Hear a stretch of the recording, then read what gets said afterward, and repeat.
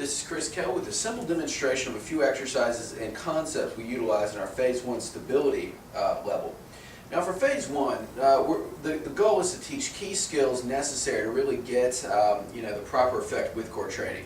One of the biggest errors that we see with new clients is performing exercises without an abdominal contraction. So while they might be doing a lot of sit-ups, crunches, leg lifts, whatever it may be, if they're not engaging the abs during these, and we're getting motion from other places like the hips, the spine, whatever it may be in their particular case, but certainly not the abs. And again, we're going to get a lot of compensation and not a lot of focus on where we want to be. So that really is the first step. And in order to do that, what I'm going to train the client to do is simply start on all fours like this. All right. The other thing that we're looking for in this position is what is called a neutral spine. So rather than flying all over the place when we're doing a sit-up or a leg lift, I'm going to just cue the client to hold in a plank position. But before we do that, I'm going to perform what we call a cat camel. So I'm arching my back fully, coming down into full extension, and then I want to kind of find a neutral position between those two places. All right, so that's just a slight arch in my back, and this is the position that we want to maintain during any core activity. So when we're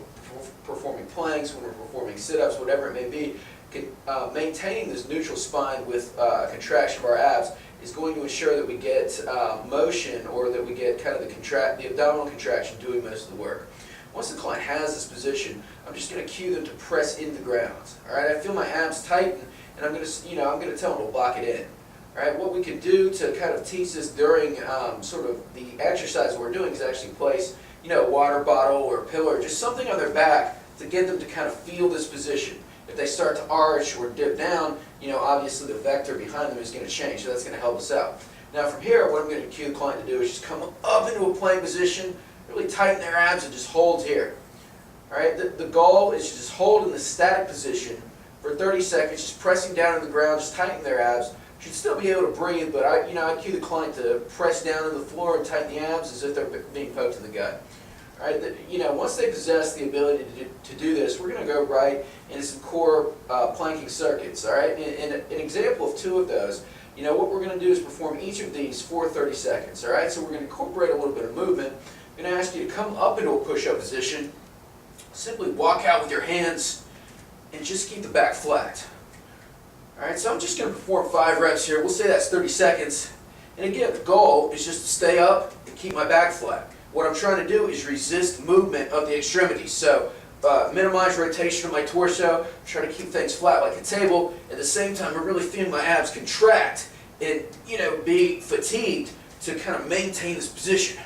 All right, from here, I'm just going to hold and come into a knee tuck.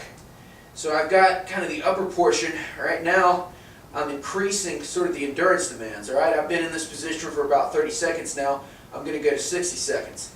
And as you can see, by complexing several of these movements together, we're still working on toning the stomach, but in a very functional way, because we're teaching our abs to resist this extension motion or rotation of the torso by walking forward and backwards. So that is a really good example of what we classify as core stability exercises. You're still going to get a great training effect. You're definitely going to get the type of definition you need, and it's going to make people sweat and challenge them. But by the same token, they're very safe, applicable to really any population, and for many people, this is the level that they will always stay at. But again, as we demonstrate in further videos, we want to increase the endurance demand in some way with each workout. So the goal with all of these exercises would be, stay up for 30 seconds, keep the back flat, increase the time as we go along.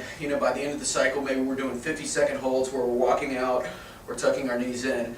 But with core stability, as opposed to counting reps, we want to challenge the client with each workout to stay up, to increase their hold in some way, to improve muscular endurance and core stability.